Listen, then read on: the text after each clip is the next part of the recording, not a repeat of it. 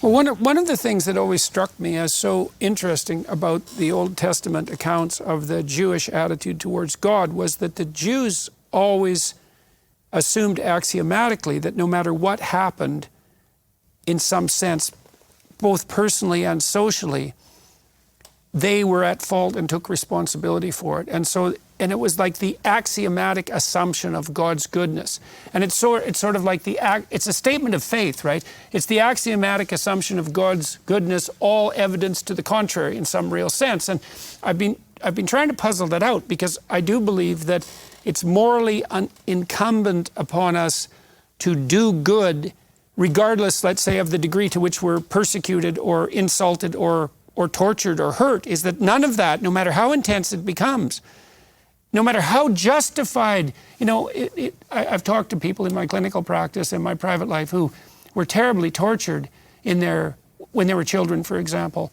They have brutal histories, and you'd think, man, if that person did something evil, you'd think, well, yeah, how could you avoid it? And yet I've seen people come out of that who've refused to do evil despite all that, and then you're sort of starstruck with amazement at their moral fortitude. But part of it is the decision, I don't know how it's linked exactly, but it's the decision to hold axiomatically the proposition that being itself is good, and you're morally obliged to participate in that goodness regardless of the circumstances, both sociological and psychological. And that's such a good moment for us to perhaps transition into 20, because it's precise. I would argue that you said this so beautifully here now. It's precisely the making of the covenant that you might say, in some sense, allows for them to receive the revelation of the law, right? So that it's the fuller sense of what this means and how to live within that goodness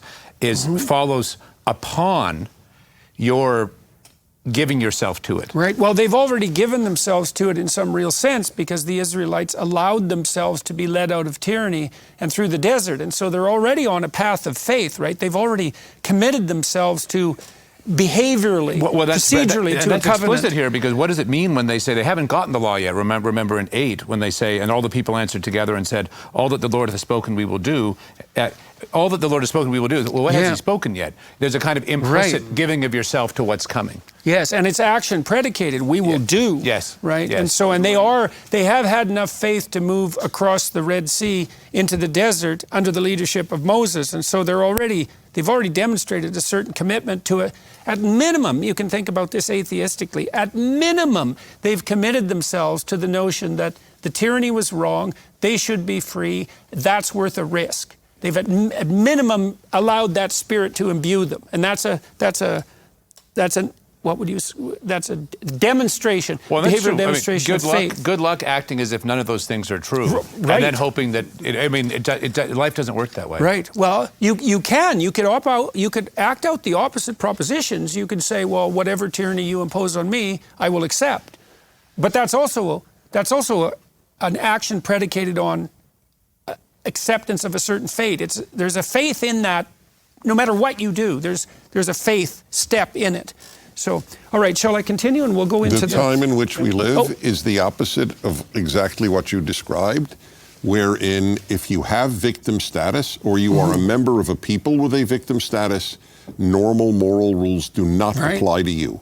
Right. Well, and that's so dangerous, because I think also you're hard-pressed to find any individual person who hasn't suffered in such a manner that a story can be concocted that would justify their malevolence.